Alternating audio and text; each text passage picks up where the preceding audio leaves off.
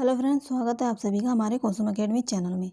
तो फ्रेंड्स, आज की क्लास में मैं एनसीईआरटी की हिंदी की क्लास 4th की जो है रिमझिम बुक है उसके चैप्टर्स और राइटर के नाम बताऊंगी।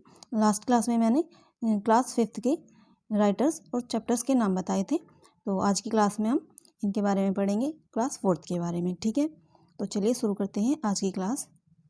तो फ्रेंड्स, क्लास 4th का जो हमारा सबसे पहला चैप्टर है वो है मन के भोले भाले बादल। ये जो कविता है ये कल्पना नाथ सिंह जी की है। ठीक है, और सेकंड चैप्टर है हमारा पापा जब बच्चे थे। तो इसके जो राइटर हैं वो हैं अलेक्सांद्र रस्किन, जो इसके राइटर हैं। तो फ्रेंड्स, इसमें जो पापा जब बच्चे थे की स्टोरी बताई गई है। तो जब वो बच्चे थे तो उनसे पूछा जाता है कि आप क्या बनना चाहते हो। तो फ्रेंड्स, इस स्टोरी में जो बताया गया है, पापा जब बच्चे थे तो उनसे जब कोई कोई प्रश्न करता था कि आप क्या बनोगे, तो उनके पास जो है अलग अलग आंसर होते थे, यानी कि वो हर बार अलग उत्तर देते थे। तो सबसे पहले जो उन्होंने उत्तर दिया था वो बनना चाहते थे, वो चौकीदार बनना चाहते थे। फिर उनसे दूसरी बार पूछा गया कि आप क्या बनोगे, तो उसके बाद वो बताते हैं आइसक्रीम वाले को देखकर कि मैं आइसक्रीम वाला बनूंगा, बेचने वाला बनूंगा। फिर तीसरी बार जब पूछा जाता है तो बताते हैं कि स्टेशन सेटिंग करने वाला बनूंगा। उसके बाद लास्ट में जो है पूछा जाता है कि आप क्या बनोगे, तो वो बोलते हैं कि मैं कुत्ता बनूंगा। इंसान बन के बहुत बहुत रह लिया, अब मैं कुत्ता बनना चाहता हूँ। तो उसके बाद जब लास्ट में एक फौजी होता है, वो पूछता है कि आप क्या बनना चाहते हो और आप ऐसे क्यों बने हुए हैं, कुत्ता क्यों बने हुए हो। तो पापा जो होते हैं वो उत्तर देते हैं कि मैं इंसान बन के बहुत जी लिया, अब मैं कुत्ता बन के जीना चाहता हूँ। तो उसके बाद जो फौजी होता है वो कहता है आप जानते हो इंसान क्या होता है। तो पापा जो कहते हैं वो कहते हैं कि नहीं, मुझे नहीं पता, आप बता दीजिए कि इंसान क्या होता है। तो वो जो फौजी होता है वो कहते हैं आप खुद सोचो कि इंसान क्या होता है। तो उसके बाद वो काफ़ी विचार करते हैं, वो लास्ट में आकर कहते हैं कि मैं एक इंसान बनना चाहता हूँ। उसके बाद जो है लोग उन पर हंसते थे, उत्तर देने के बाद अलग अलग तरह के। वो इस बार नहीं हंसते हैं उन पर, तो उनको लगता है कि हाँ यही सही उत्तर है कि मैं एक अच्छा इंसान बनूं, ये सबसे अच्छा उत्तर होगा मेरा। तो सबसे पहले जो है इंसान को, व्यक्ति को एक अच्छा इंसान बनना होता है। तो ये स्टोरी जो है पापा जब बच्चे थे इस तरह के ऊपर है। तो इसके जो राइटर हैं वो हैं अलेक्सांद्र रस्किन। ठीक है, और नेक्स्ट जो है हमारी नाव बनाओ नाव बनाओ, इसकी जो कविता के राइटर हैं वो हरीश कृष्ण दास गुप्ता हैं। और नेक्स्ट है हमारी चैप्टर 4 कहानी दान का हिसाब। तो ये जो है सुकुमार राय की है। तो ये जो कहानी है दान का हिसाब जो है, इसमें जो है राजा जो है अपनी प्रजा को कोई भी हेल्प नहीं करता है, पैसा वगैरह में मदद नहीं करता है।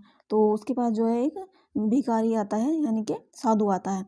तो वो जो है उससे दान मांगता है, तो वो उसको दान देने से मना कर देता है। तो उसके बाद वो उससे कहता है, जो जो जो साधु होता है वो कहता है कि आप मुझे रोज़ 1 रुपया 10 दिन तक जो है 1 रुपया दोगे और उसका डबल देना होगा, मतलब जो भी दोगे उसका दूसरे दिन डबल देना होगा। तो इस तरह से जो पैसे जो बैठ जाते हैं वो 10 दिन के, सॉरी 20 दिन के, तो वो 10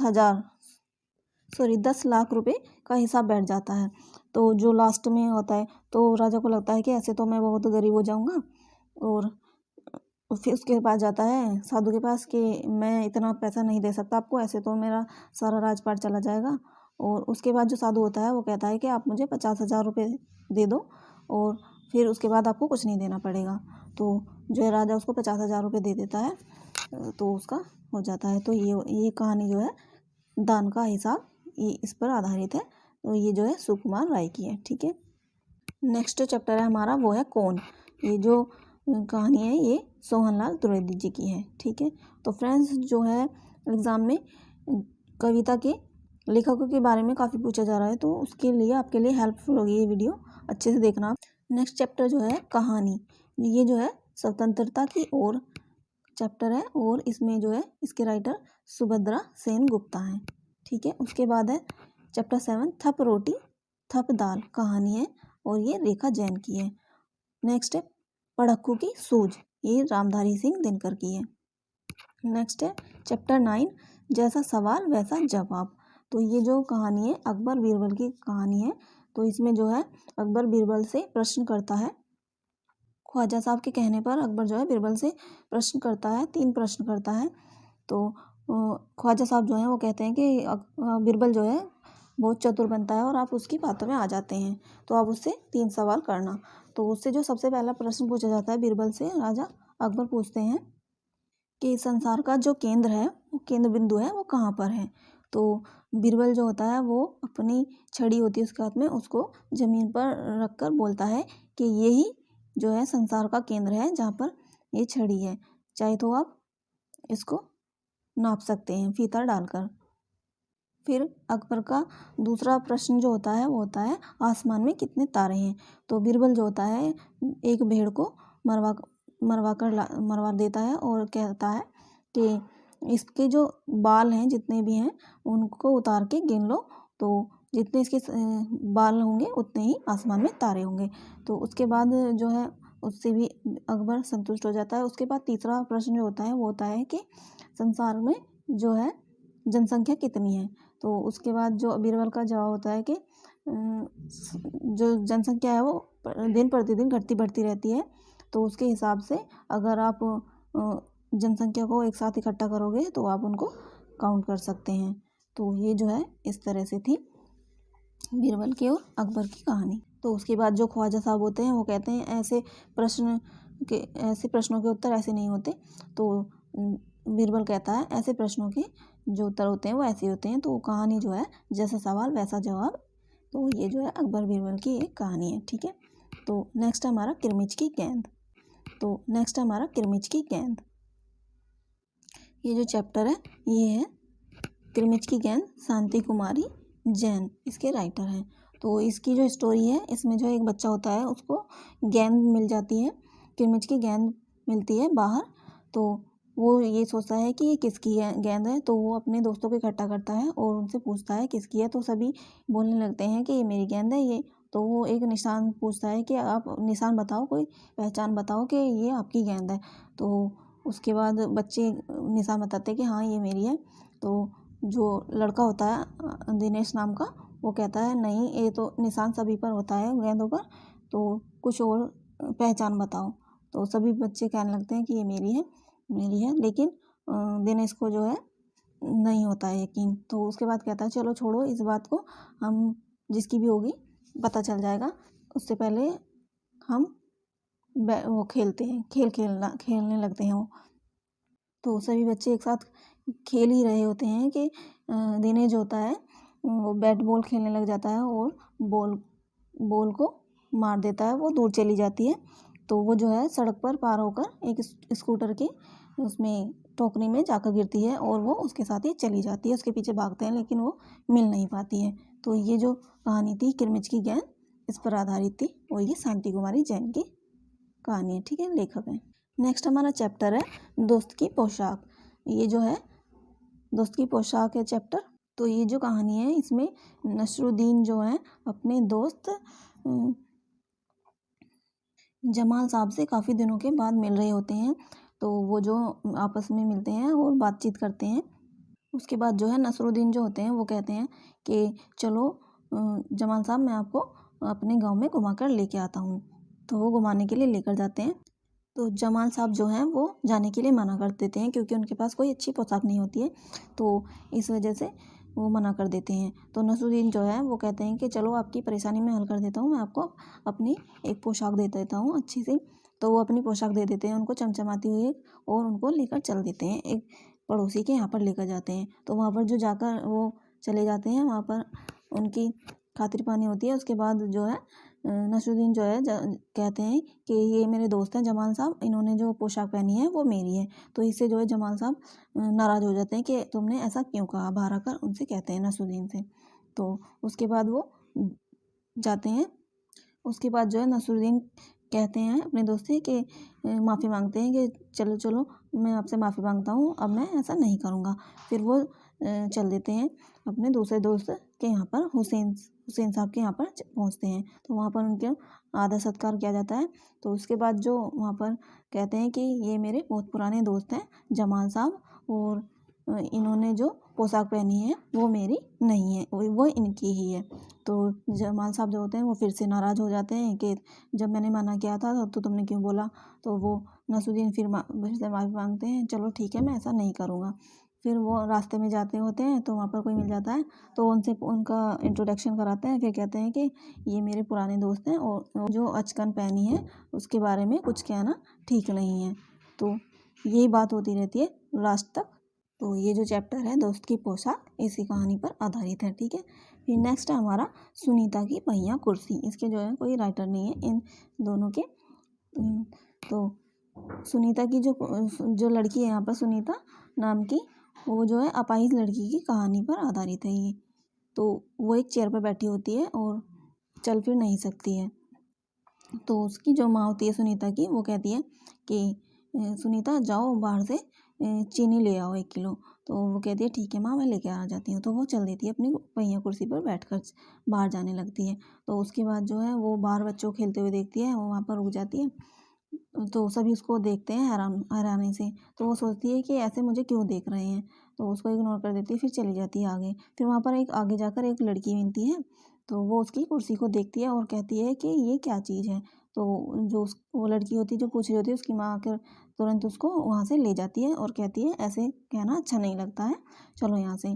तो सुनीता को जो है उसकी लड़की की माँ का व्यवहार अच्छा नहीं लगता है और वो ये सोचने लगती है कि मैं भी सभी की तरह हूँ, तो मुझे ऐसे क्यों व्यवहार किया जा रहा है। फिर उसके बाद वो दुकान पर पहुँच जाती है और वहाँ पर सीढ़ियों पर चढ़ नहीं पा रही होती है। तो वहाँ पर जो है अमित नाम का लड़का होता है एक, तो वो उसकी हेल्प कर देता है, बाकी कोई भी उसकी हेल्प नहीं कर रहा होता है। तो भी 24 तारीख में जो फ्रेंड्स एग्ज़ाम में पूछा गया था, तो सुनीता के इस चैप्टर से ही पूछा गया था कि उसमें जो लड़का होता है उसका क्या नाम होता है।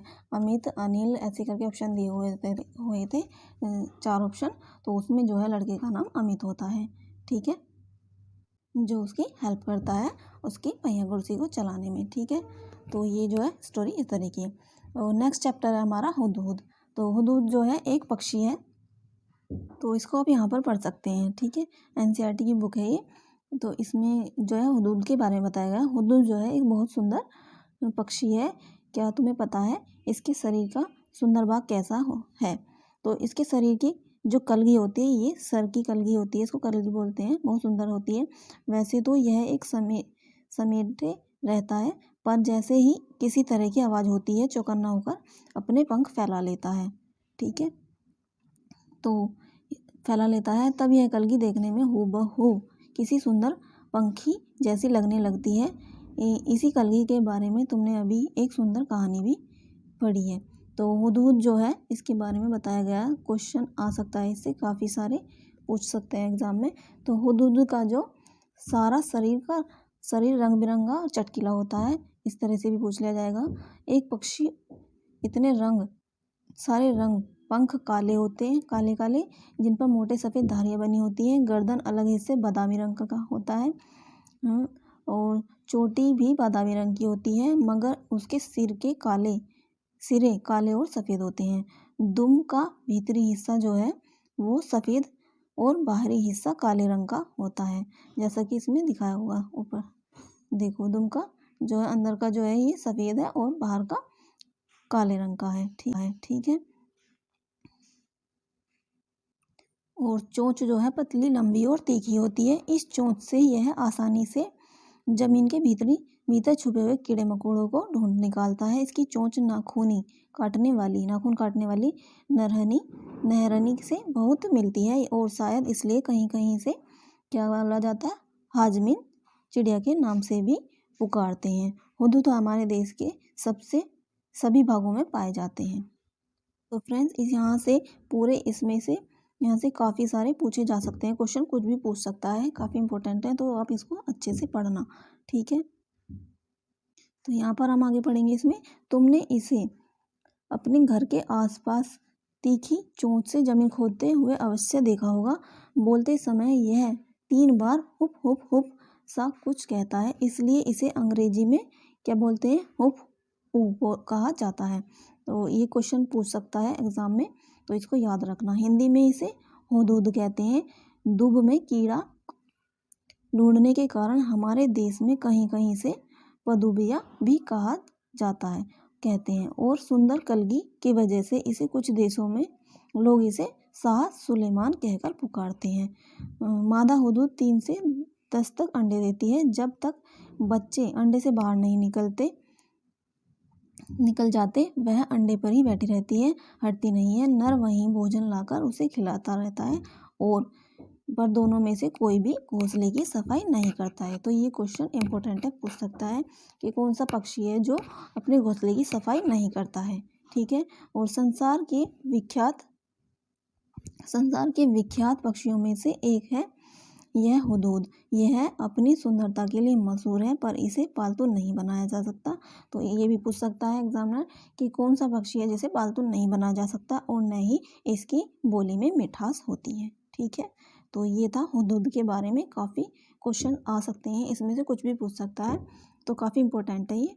ठीक है फ्रेंड्स, तो हुदूद के बारे में आपने पढ़ लिया। उसके बाद लास्ट चैप्टर जो है इसका क्लास 4 का, मुफ्त ही मुफ्त, और ये जो है किसकी है, कविता ममता पांड्या की है।